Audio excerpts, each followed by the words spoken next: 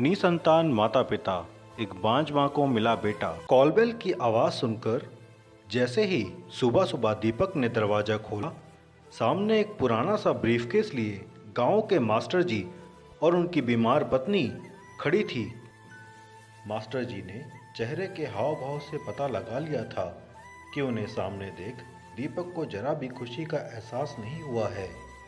जबरदस्ती चेहरे पर मुस्कुराहट लाने की कोशिश करते हुए बोला, अरे सर, आप दोनों बिना बताए अचानक से चले आए, अंदर आइए।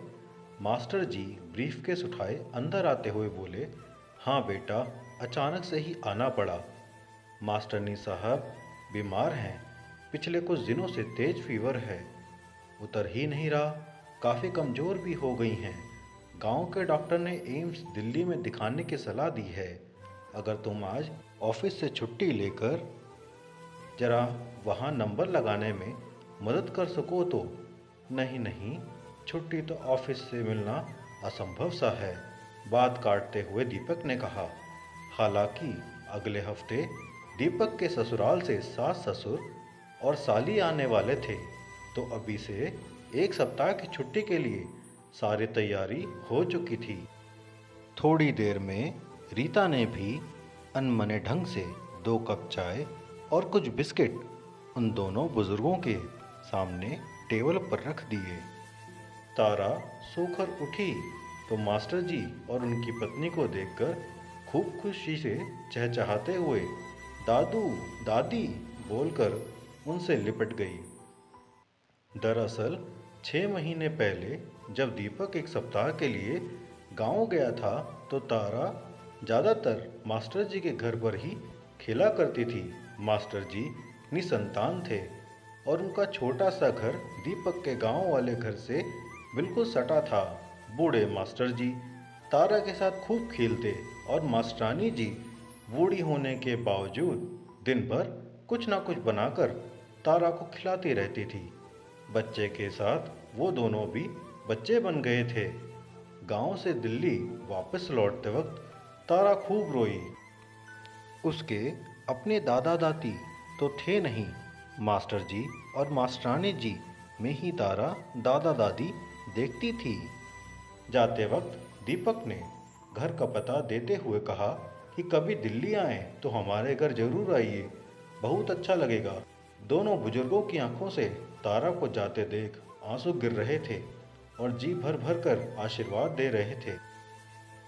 कुल्ला करने जैसे ही मास्टर जी बेसिन के पास आए, रीता की आवाज़ सुनाई दी, क्या ज़रूरत थी तुम्हें इनको अपना पता देने की? दोपहर को मेरी सहेलियां आती हैं, उन्हें क्या जवाब दूंगी? और तारा को अंदर ले आओ, कहीं बीमार बुढ़िया मास्टरानी की गोद में बीमार ना पड़ जाए। दीपक ने कहा, मुझे क्या पता था कि सच में आ जाएंगे, रुको किसी तरह इन्हें यहाँ से टरकाता हूँ। दोनों बुजुर्ग यात्रा से थके हारे और भूखे आए थे। सोचा था बड़े इत्मीनान से दीपक के घर चलकर सबके साथ आराम से नाश्ता करेंगे, इस कारण उन्होंने कुछ खाया पिया भी ना था। आखिर बचपन में कितनी बार दीपक ने भी तो हमारे घर खाना खाया है। उन्होंने जैसे अधिकार से उसे उसकी पसंद के घी के आलू पराठे खिलाते थे। इतना बड़ा आदमी बन जाने के बाद भी दीपक उन्हें वैसे ही पराठे खिलाएगा। तारा मम्मी की तेज आवाज़ सुनकर डरते हुए तारा अंदर कमरे में चली गई। थोड़ी देर बाद जैसे ही दीपक हॉल में उनसे मिलने आया तो देखा चाय बिस्किट वैसे ही पड़े हैं और वो दोनों जा चुके हैं। तारा की पसंद के अपने हाथ से मास्टरानी जी ने नमकीन बनाकर गांव से लेते आए थे। एक पुराने पॉलीथीन में नमकीन वहीं टेबल पर दोनों बुजुर्ग छोड़ गए थे। पहली बार दिल्ली आए दोनों बुजुर्ग किसी तरह टैक्सी से एम्स पहुंचे और भारी भीड़ के बीच थोड़ा सुस्ताने एक जगह जमीन पर बैठ गए। तभी उनके पास एक काला सा आदमी आया और उनके गांव का नाम बताते हुए पूछा, आप मास्टर जी और मास्टरानी जी हैं ना? मुझे नहीं पहचाना, मैं हरीश, आपने मुझे पढ़ाया है। मास्टर जी को याद आया, ये लड़का हरीश है। अनाथ होने के कारण स्कूल में आने पर गांव वालों को ऐतराज़ था, क्योंकि गांव वालों का अंधविश्वास था कि वह मनहूस है। इसलिए मास्टर जी शाम में 1 घंटे हरीश को चुपचाप उसके घर पर पढ़ाने जाते थे। मैं इस अस्पताल में कर्मचारी हूँ। साफ सफाई से लेकर पोस्टमार्टम रूम की सारी जिम्मेदारी मेरी है। फिर तुरंत उनका ब्रीफकेस सर पर उठाकर अपने एक छोटे से रूम में ले गया।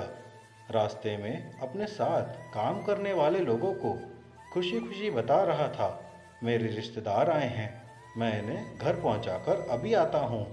घर पहुंचते ही पत्नी को सारी बात बताई। पत्नी ने भी खुशी खुशी तुरंत दोनों के पैर छुए। फिर सब ने मिलकर एक साथ गर्मा गर्म नाश्ता किया। फिर हरीश की बीवी ने अपने छोटे बेटे को मास्टरानी जी की गोद में बिठा दिया। बच्चा उन बुजुर्गों के साथ खेलने लगा। हरीश बोला, आप लोग आराम करें, आज मैं जो कुछ भी हूँ आपकी बदौलत ही हूँ। फिर हरीश अस्पताल में नंबर लगा आया। हरीश की माँ नहीं थी। मास्टरानी जी का नंबर आते ही हरीश हाथ जोड़कर डॉक्टर से बोला, ज़रा अच्छे से इनका इलाज करना डॉक्टर साहब, ये मेरी बूढ़ी माई है।